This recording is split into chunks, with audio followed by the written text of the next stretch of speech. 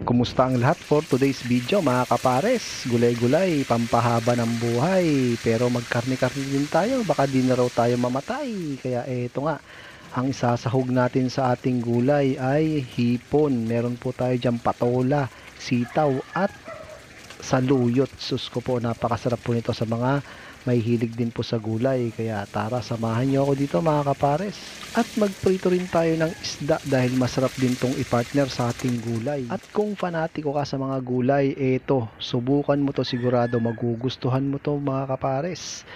Dahil ang paborito ko talaga dito ay yung saluyot, pati na rin ang patola.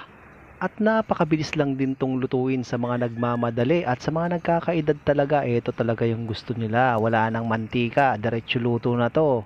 At ito na nga, nag-fast forward na tayo, kaya nahiwa-hiwa na natin yung patola, pati na rin yung sitaw. At ito na nga yung saluyot, hinihimay-himay na natin. Kaya sa kawali na may tubig ay dito na natin ilalagay ang ating aromatics. Nilagay ko na po ang sibuyas, luya, pati na rin ang kamatis. At maglalagay rin tayo ng pampalasang bagoong na tansya-tansya, kayo na pong bahala kung gaano kaalat. At pagkatapos, pakukuluin lang natin yan at ilalagay na rin po natin yung sagpaw nating hipon. Talaga namang mas masarap ang ganitong sagpaw. Saka na rin lalagay yung ating sitaw, pati na rin ang patola. At pagkatapos, susunod na rin natin dyan yung ating saluyot na talaga namang paborito ko din yan. At pagkatapos, maglalagay din tayo ng konting bechin. Ayan. At pagkatapos, tatakpan natin yan ng bahagya. Patayusin lang natin pagkakulo. At makalipas ang ilang minuto mga kapares, tatakpan ulit natin yan. Tchanen! Luto na ang ating gulay mga kapares. Kaya sa mga gusto ng ganitong gulay, subukan nyo po at sundan nyo lang pagkakaluto, mga antayon. Kapag ganito naluto ko mga kapares, pakiramdam ko nasa restaurant po tayo. Sa mga mahilig dyan sa gulay, ito po yung subukan nyo. Kaya po.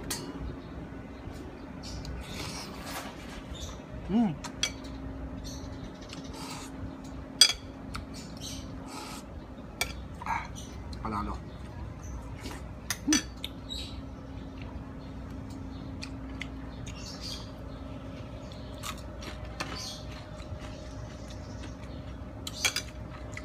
Ito.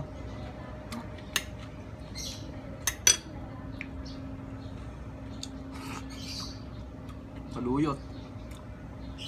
Subukan nyo ito.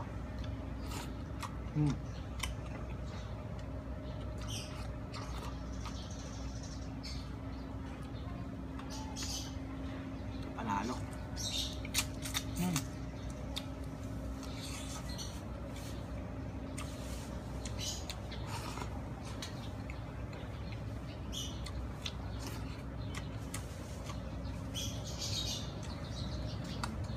Sarap.